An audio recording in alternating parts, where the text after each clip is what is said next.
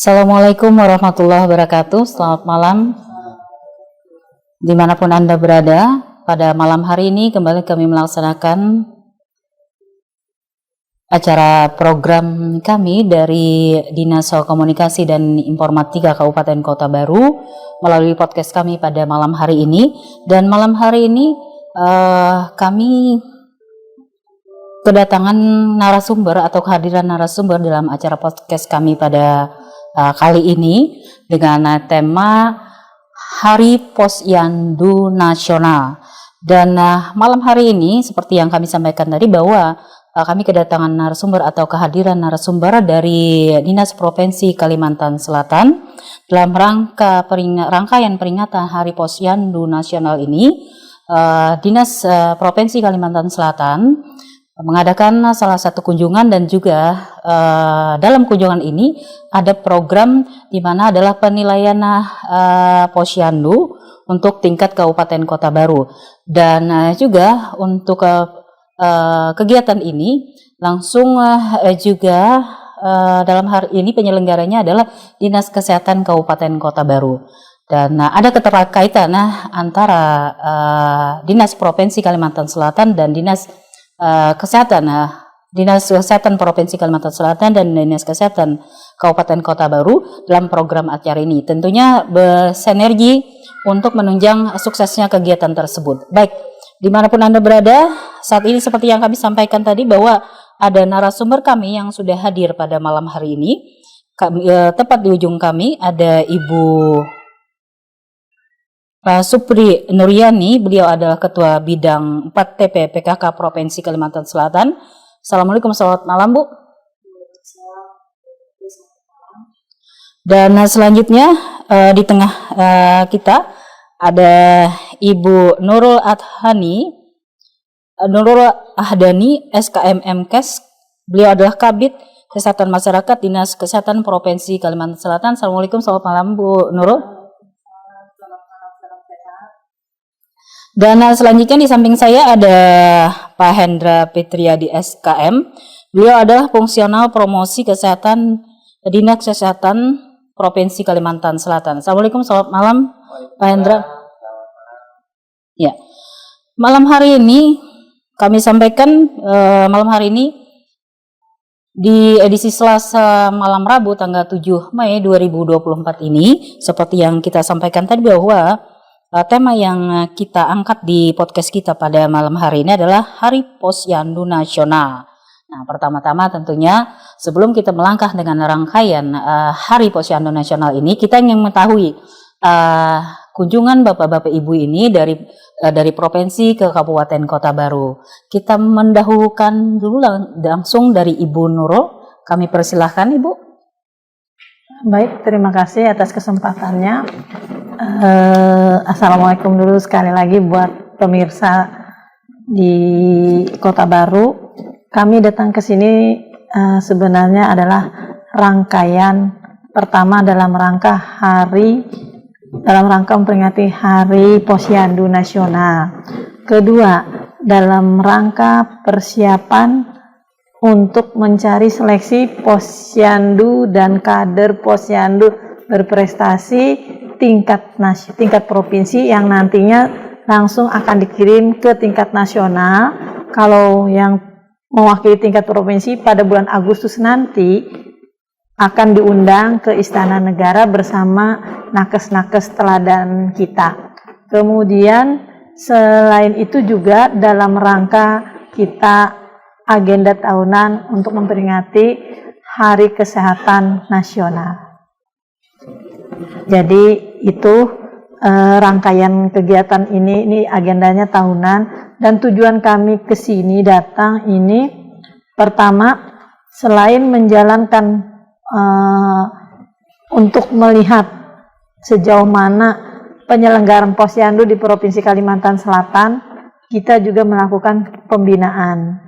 Karena kami tidak mungkin membina posyandu tingkat provinsi, jadi secara berjenjang ya. Pusat tidak mungkin membina posyandu yang belasan ribu seluruh Indonesia. Kalau di Kalsel ada 4.023 posyandu, kami tidak mungkin dalam waktu yang 1 tahun pun nggak habis kami berjalan ke seluruh kabupaten mengunjungi posyandu itu, sehingga kami menggunakan strategi dengan mengadakan lomba penilaian, dan lomba ini sejak dulu tetap kita gunakan karena ini sangat efektif dalam hal tenaga, waktu, dan biaya. Nah, jadi nanti terlihat peran masing-masing pemerintah pusat, pemerintah provinsi, dan pemerintah daerah sampai ke tingkat desa. Jadi diseleksi dari tingkat desa ke kecamatan, kecamatan ke kabupaten, kabupaten provinsi. Nah, kami tinggal turun ke lapangan, verifikasi lapangan yang ke posyandu-posyandu terbaik semua perwakilan dari 13 kabupaten kota, sehingga nanti kami bisa melihat, melakukan ke depannya. Nanti kami juga bisa melihat kendala masalah apa. Kalau dia tidak mencapai harapan-harapan kami nanti akan memberikan pembinaan, dan ini menjadi dasar kami di provinsi untuk mengambil kebijakan langkah apa selanjutnya untuk memberikan peningkatan kepada penyelenggaraan posyandu di Kalimantan Selatan, dan juga memberikan apresiasi kepada kader-kader kita yang berada di garda terdepan, yaitu yang bekerja secara ikhlas di posyandu kita di Kalimantan Selatan. Iya, dan satu tambahan Bu ya, ini setiap kabupaten itu perwakilannya berapa Bu posyandu? Terbaik kabupaten, tingkat kabupaten, dan itu dibuktikan dengan mereka melakukan pembinaan, mereka melakukan penilaian yang dibuktikan dengan surat keputusan bupati, wali kota masing-masing. Di setiap kabupaten itu satu posyandu yang mewakili. Nanti mereka juga di tingkat provinsi mereka diseleksi kembali. Iya, nanti mewakili di tingkat provinsi, kita seleksi, keluarlah pemenang 1, 2, 3, pemenang 1 akan dikirim ke tingkat nasional. Pemenang 1 itulah nanti posyandu berprestasi Provinsi Kalimantan Selatan dan kader posyandu berprestasi Provinsi Kalimantan Selatan. Dan tentunya hal ini tak lepas dari kata Ibu tadi, ada keterlibatan kader-kader posyandu yang bekerja dengan ikhlas, bahkan mereka tanpa pamrih, sebenarnya begitu Bu ya. Karena kader-kader ini mereka adalah sebenarnya lini terdepan untuk posyandu ini eksis begitu ya. Dan tidak terlepas dari itu, tentunya dalam hal ini ada peran di desa itu, ada namanya PKK. Nah, ini selain tim pendamping keluarga, tentunya ada peran PKK dalam hal ini untuk menggerakkan kader-kader posyandu dalam hal ini Bu ya. Dan peran tim penggerak PKK sendiri dalam menggerakkan kader-kader posyandu dan peran penting yang lainnya tentunya ada Bu ya. Ya, kami persilahkan Ibu Supri. Terima kasih. Assalamualaikum warahmatullahi wabarakatuh. Seperti yang sudah disampaikan oleh Ibu Kabid tadi, bahwa program ini adalah program pemerintah.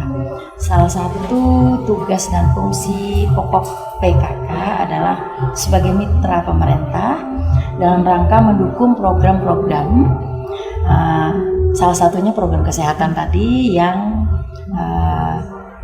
di sini adalah topiknya posyandu ya. Jadi posyandu ini adalah sesuatu hal fasilitas kesehatan primer di desa, baik sampai di desa, kecamatan sampai ke perkotaan, bahwa ini adalah merupakan suatu upaya-upaya preventif dan promotif agar masyarakat itu sehat. Nah, khususnya dalam rangka sekarang lagi didiskusikan ya tentang stunting dan ibu hamil dengan anemia juga. Nah, di sini peran PKK adalah sebagai motivator, ya, sebagai pendukung, penggerak masyarakat, kemudian juga sebagai mentor, pendamping. Di samping tadi ada namanya peran kader. Kader itu adalah ya di dalamnya ada PKK itu ya, kemudian ada tenaga kesehatan, dia bertim dengan tenaga kesehatan lainnya. Jadi ada namanya program TPK, tim pendamping keluarga.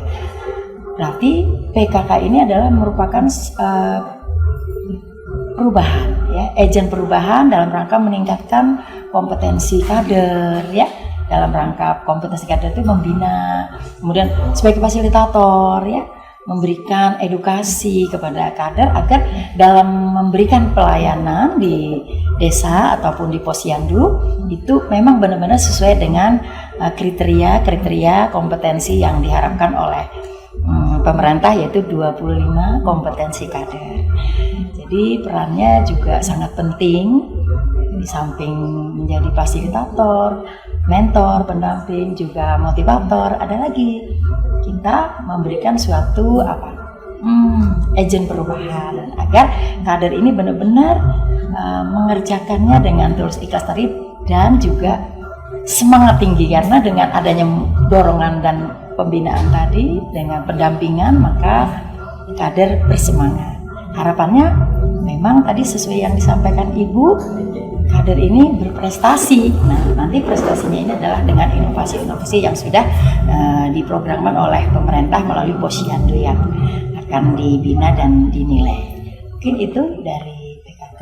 Semoga apa yang sudah digerakkan oleh PKK juga sangat mendukung suksesnya posyandu di seluruh Indonesia, sehingga posyandu menjadi ajang perubahan agar yang sehat tetap sehat, ya Pak ya, Ibu semuanya, bahwa preventif ini lebih penting daripada pengobatan. Jadi pencegahan lebih baik daripada mengobati. Jadi harapannya PKK ini bersama-sama tim kader di posyandu membina agar hidup sehat dengan PHBS dan lain-lainnya. Mungkin itu dari saya. Iya, terima kasih Ibu Supri, dan kita ke Pak Hendra. Bagian promosi dari segala kegiatan itu tentunya bagian promosi ini agak sibuk daripada yang lainnya, karena memberitahukan kepada orang lain bahwa ada kegiatan begitu. Ini keterlibatan Bapak dalam kegiatan tersebut, Pak. Silakan. Baik, terima kasih walaupun Anda berada. Kita sama mengetahui bahwa posyandu ini sejak tahun 1975 sudah ada ya. Jadi ini tugas berat kami. Tadi dikatakan menurut dan Supri bahwa kita perlu mengutamakan kegiatan promotif dan preventif ya. Nah, ini kebetulan sekali posyandu itu adalah garda terdepan ya. Ujung tombak kita di lapangan. Jadi kepada dari posyandu yang sejak 1975 itu hadir di tengah-tengah masyarakat, diharapkan bisa memberikan layanan kepada masyarakat. Nah, kami ingin melalui kegiatan promotif dan preventif, nah ini sudah kami tuangkan nih dalam kegiatan penilaian besok, bagaimana masyarakat itu bisa punya peran dalam menyehatkan masyarakat sekitarnya juga. Pemerintah ini kan sifatnya apa ya, sebagai fasilitator, tadi kata Bu Suri, kita ingin mendorong, menggerakkan masyarakat. Jadi di promosi kesehatan kami sudah berbagai macam upaya, langkah-langkah sudah kami lakukan. Salah satunya tadi pemberdayaan masyarakat. Momentum Hari Posyandu Nasional 29 April itu selalu setiap tahun kita jadikan sebagai apa ya, pengingat, memberi semangat bahwa posyandu itu ada hadir di tengah-tengah masyarakat itu untuk memberikan layanan kepada masyarakat. Kita ingat semangat Undang-Undang Nomor 6 ya tahun 2014 bahwa tentang desa. Desa itu punya kewenangan lokal berskala desa. Jadi desa harus bisa memberikan layanan kepada masyarakat. Jadi kita ingin mendorong kepala desa itu supaya dia mengambil peran lah.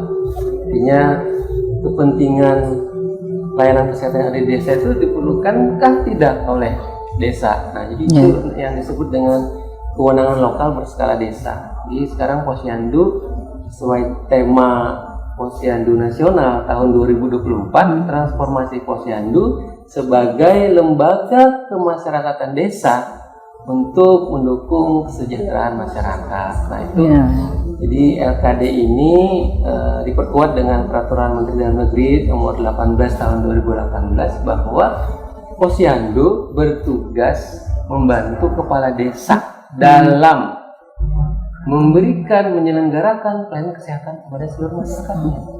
Jadi kebutuhan kesehatan itu harusnya muncul dari masyarakat itu sendiri. Jadi upaya-upaya promosi kesehatan itu bermula nanti dari pengeluaran dari posyandu. Nah, seperti itu, Pak ya. Iya, baik pemirsa manapun Anda berada, kita break sebentar. Kita akan lanjutkan lagi podcast kita malam hari ini. Anda jangan kemana-mana. Pemirsa manapun Anda berada, kita kembali lagi dengan podcast kita malam hari ini.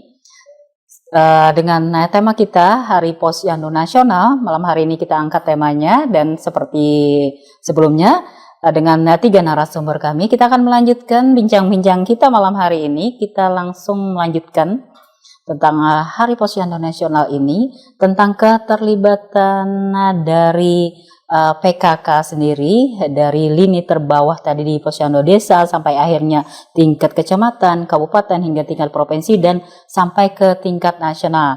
Bagaimana sih pendampingan mereka sampai akhirnya posyandu ini terpilih menjadi salah satu terbaik perwakilan mereka di tingkat kabupaten hingga nanti mereka mewakili ke tingkat provinsi dan hingga ke tingkat nasional. Kami langsung ke Ibu Supri. Kami persilakan Ibu. Baik. Sudah tadi dijelaskan banyak ya pemirsa bahwa PKK itu adalah mitra pemerintah. Salah satunya adalah tadi ada disampaikan sebagai motivator, sebagai fasilitator, sebagai pendamping keluarga, dan juga sebagai agen perubahan. Hal ini sesuai dengan pesan-pesan dari Ibu Ketua PKK Provinsi Kalimantan Selatan yang sama-sama kita cintai, Bunda Hajah Raudatul Sabirin Nur sebagai Ketua PKK Provinsi Kalimantan Selatan. Beliau selalu memberikan suatu dukungan, motivasi agar kader yang ada di desa, kecamatan, sampai ke kabupaten kota itu benar-benar memberikan suatu edukasi kepada masyarakat bahwa preventif dan promotif atau dengan penyuluhan-penyuluhannya itu dilaksanakan dengan baik. Dan juga PKK juga berperan dalam memberikan suatu apresiasi. Nah, hal ini sering sekali apresiasi sudah diberikan baik itu melalui tim kita, baik dinas dari dinas terkait, karena di dalam program Posyandu ini ada dinas terkait yang selalu memberikan bantuan maupun juga mendukung program-program ini, salah satunya Dinas Kesehatan.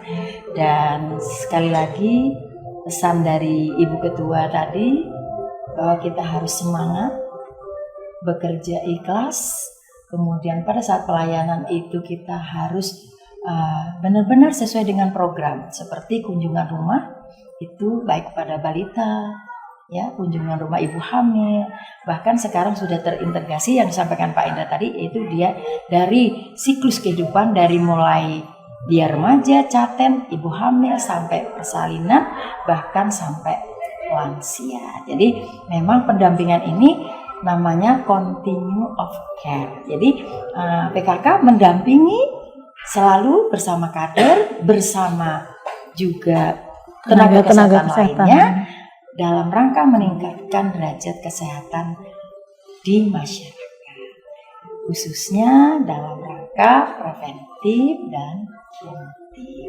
Jika ada beberapa masalah, tentu saja kader ini sudah langsung berkolaborasi dengan puskesmas yang ada tim dokter terkait. Jadi tidak sampai ibu hamil gawat darurat, bahkan sampai perdarahan misalnya. Jadi dengan tanda-tanda kader itu pinter, sudah ada namanya kompetensi 25 kompetensi ini, bagaimana mengenali tanda-tanda gejala gawat darurat atau gejala anemia pada anak, mungkin gejala stunting dan lain sebagainya, dengan pengukuran yang sudah dilakukan. Khususnya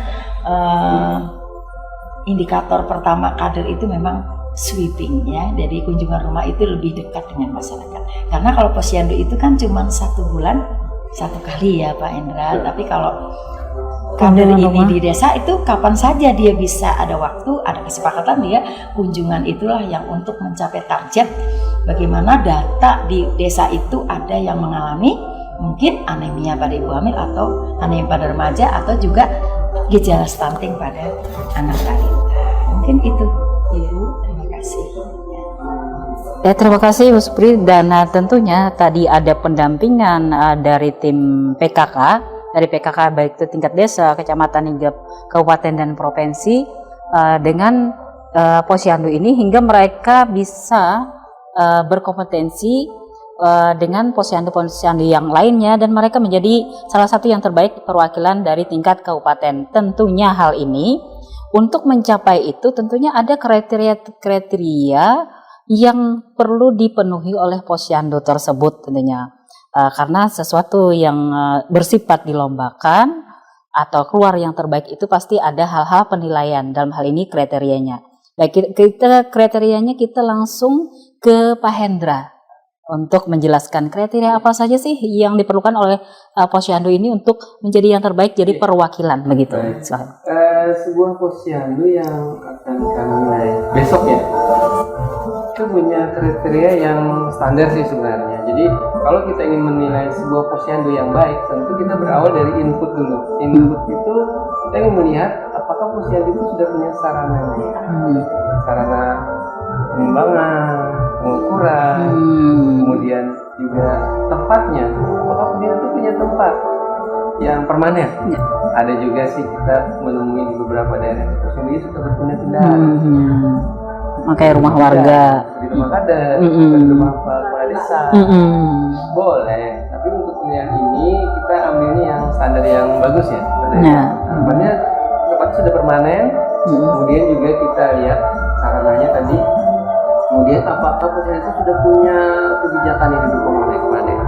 Contohnya SK posyandu ada nggak sudah? Kemudian salah satu pendukung mengeluarkan kebijakan terkait dengan penyelenggaraan kegiatan posyandu di Kabupaten Kota Baru misalnya. Itu akan dilihat. Bagaimana tim Pokjana Posyandu tadi yang dikatakan dulu di kabupaten, Pokjana Posyandu di kecamatan, Pokja Posyandu di desa. Jadi harus ada tim-tim ini harus kami lihat juga itu di bagian info, di bagian proses. Apakah posyandu sudah melakukan pembinaan, pelatihan, kunjungan dari pembina, kemudian di output itu kita akan melihat capaian. Tentu posyandu yang baik harapannya juga bisa memberikan layanan ya kepada masyarakat. Kita ingin melihat apakah tingkat partisipasi masyarakatnya juga sudah baik, yang kita tandai misalnya dengan D/S. D itu datang, S itu semua. Jadi D/S itu ingin melihat tingkat partisipasi masyarakat. Kemudian juga N/D, N itu naik, D itu ditimbang. Berarti berapa persen tingkat keberhasilan penimbangan? Itu dari sisi output ya. Bagaimana juga posyandu itu melayani presentasi ibu hamil yang dilayani, presentasi ibu menyusui, sampai di posyandu yang baru di 2024 ini kita ingin melihat posyandu itu apakah sudah melayani semua siklus hidup.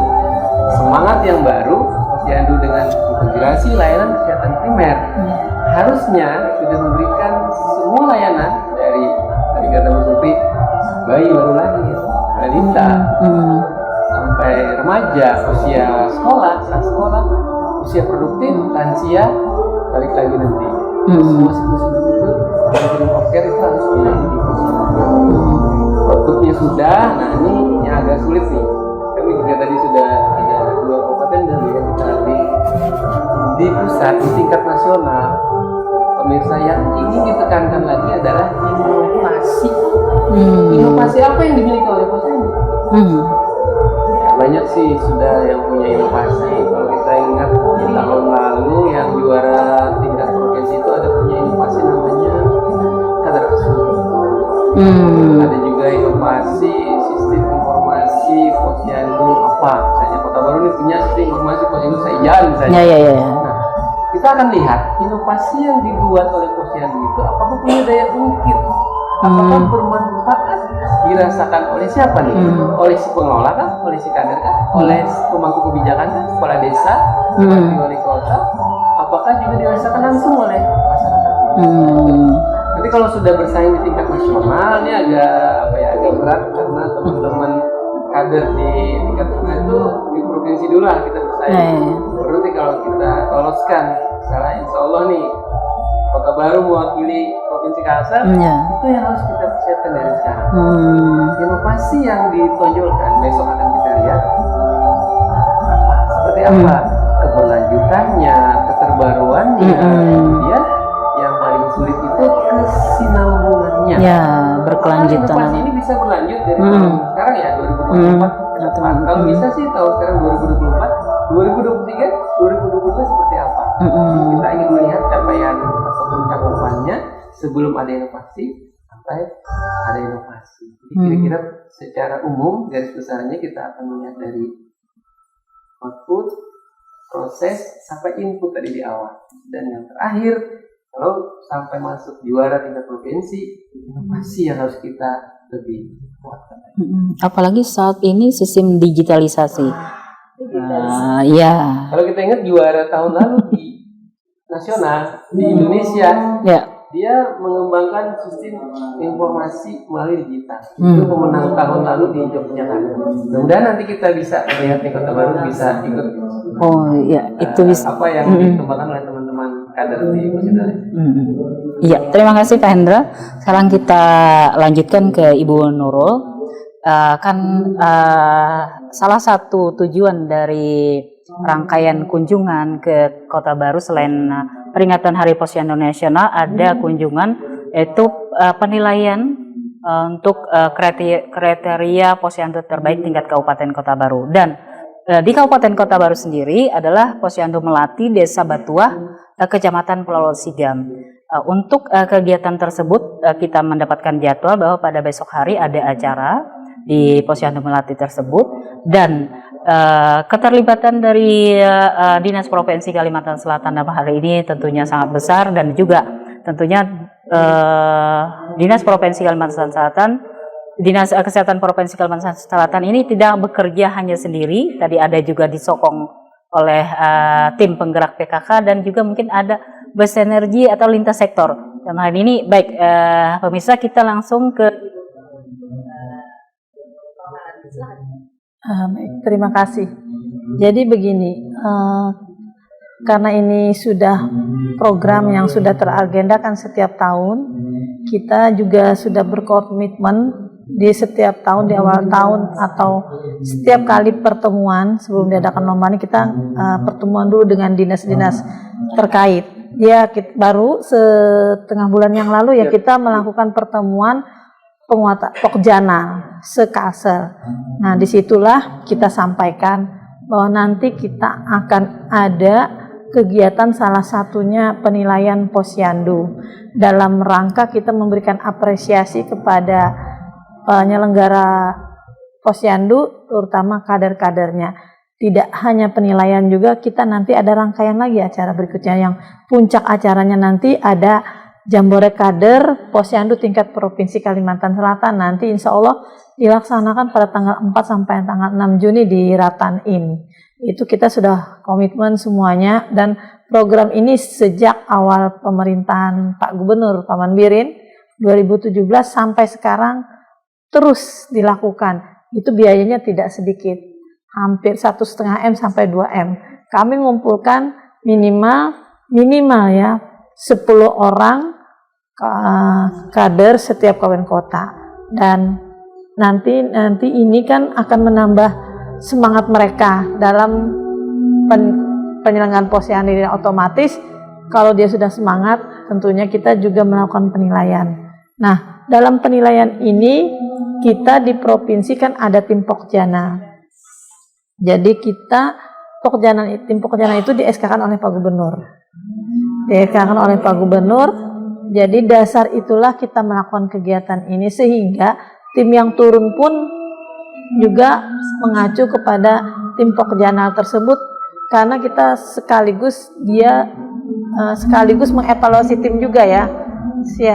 Mereka siapa berbuat apa, di PKK berbuat apa, Dinas Kesehatan berbuat apa, Dinas PMD berbuat apa, Dinas Ketahanan Pangan berbuat apa, sudah ada di situ. Nah, kemudian kita persiapan rapat dulu, menentukan tim, habis rapat itu menentukan format penilaian seperti apa, kalau kita mau bersaing di tingkat nasional, otomatis kita harus mengikuti format penilaian dari tingkat nasional yang seperti disampaikan oleh Pak Hendra tadi secara teknisnya. Nah, tim ini terdiri dari pertama dari Dinas Kesehatan Provinsi Kalimantan Selatan dari itu sendiri, kemudian dari tim penggerak PKK, dari Dinas Pemberdayaan Masyarakat Desa, kemudian Dinas Ketahanan Pangan, Dinas Pertanian dan Ketahanan Pangan. Biasanya kami karena tahun ini dibatasi anggaran untuk perjalanan dinas, sehingga kami membatasi sektor-sektor yang banyak perannya aja untuk penyelenggaraan posyandu. Hanya 4 sektor itulah yang kami turunkan. Kalau tahun-tahun sebelumnya kita ada anggaran lebih untuk promosi untuk kegiatan ini, kita bisa mengajak di KKBN, kita mengajak dari Biro Kespa, dan kita juga mengajak dari Dukcapil, waktu itu dari Dukcapil KB. Nah, selain itu, karena di dalam posyandu itu ada kepentingan program, dasarnya dulu itu kan ada program kesehatan yang dikenal dengan 5 meja. Tapi ke depan nggak ada lagi pengenalan 5 meja itu, nanti semua terintegrasi. Tapi kita tetap 5 meja ini nanti semua terintegrasi. Tapi kita tetap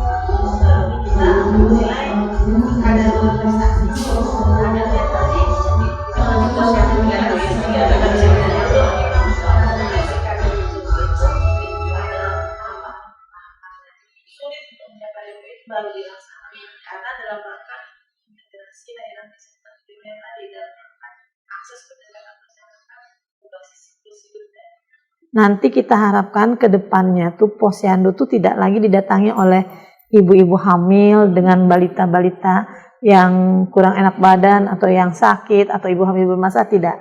Tapi kita mengharapkan ke depannya nanti posyandu itu didatangi oleh ibu hamil dan anak balitanya yang sehat, remajanya yang sehat, kemudian catinnya yang sehat, lansianya yang sehat. karena kita mengharapkan nanti dalam rangka menuju Indonesia Emas tahun 2030-2045 kita mengharapkan warga kita, penduduk kita tuh, masyarakat kita sehat. Makanya tadi kita promotif dan preventif. Nah, itulah mungkin gambaran harapan ke depan kami. Tapi nanti kita pelan-pelan juga, kita tidak bisa. Kader nanti ada standarisasi. Sebelum mereka melaksanakan 25 kompetensi kader tadi, kita lakukan sosialisasi dulu. Penilaian besok kami langsung melakukan sosialisasi itu sambil melakukan ini. Tapi kami menilai apa adanya dulu. Nanti sambil sosialisasi, kemudian mereka dilatih. Mungkin nanti ke depannya juga harapan kami kader itu terstandarisasi, selain itu juga umurnya.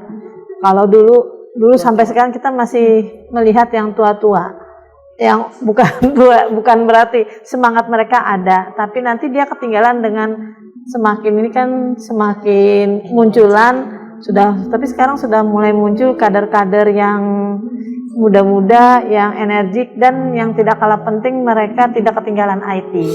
Karena inovasinya itu lebih banyak pengembangan sistem informasi tadi, sudah IT tadi. Banyak yang mengembangkan IT tadi, misalnya di dalam Posyandu itu dia membentuk grup WhatsApp antara kader dan ibu-ibu hamil warganya, sehingga warganya yang ibu hamil dan punya balita tadi 100% tidak lost control, dipantaunya terus. Jadi ditanyakan, kalau dia nggak datang ditanya, kalau dia kenapa ini, jadi nggak tahu. Jadi tumbuh kembang anak balitanya dan ibunya tadi terpantau. Nah, itu salah satu tuh memudahkan untuk mereka. Tapi itu memang tidak bisa juga diterapkan di lokasi-lokasi yang mungkin susah jaringan. Nah, tapi kita mencari inovasi lain apa yang dilakukan. Nah, itu tergantung lokasi desanya. Saya kira itulah harapan kami ke depannya.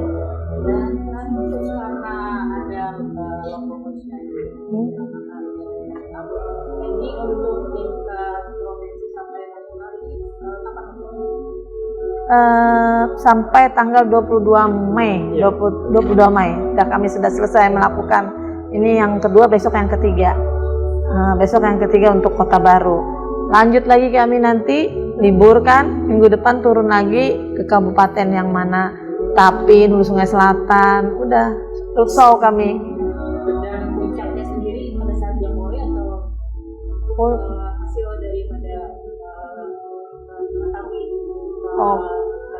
biasanya kami usahakan pada saat kalau sempat, takutnya nanti nggak sempat karena kita mengumumkan butuh SK gubernur, karena itu yang disyaratkan oleh pusat, mengirim Posyandu perwakilan harus SK gubernur. Kita nanti setelah selesai kita rapat penentuan baru di SK-kan. Nah, kalau yang nggak sempat tapi dalam 17 Agustus insya Allah sudah selesai. Karena sebelum 17 Agustus mereka sudah dipanggil ke tingkat pusat.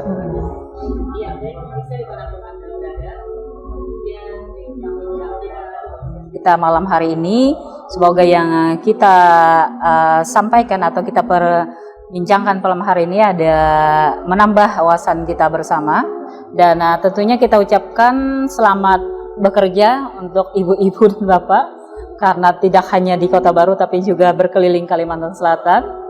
Dan juga selamat untuk Posyandu yang mewakili tingkat kabupaten ke tingkat provinsi. Mudah-mudahan ini menjadi hal yang terbaik, dan juga semoga acara ini dilancarkan sampai pada hari H-nya nanti. Baik, pemirsa manapun Anda berada, demikian bincang-bincang podcast kami pada malam hari ini di edisi Selasa malam Rabu tanggal 7 Mei 2024. Saya Kisna dan juga tim kreatif kami mengucapkan terima kasih atas segala perhatian Anda.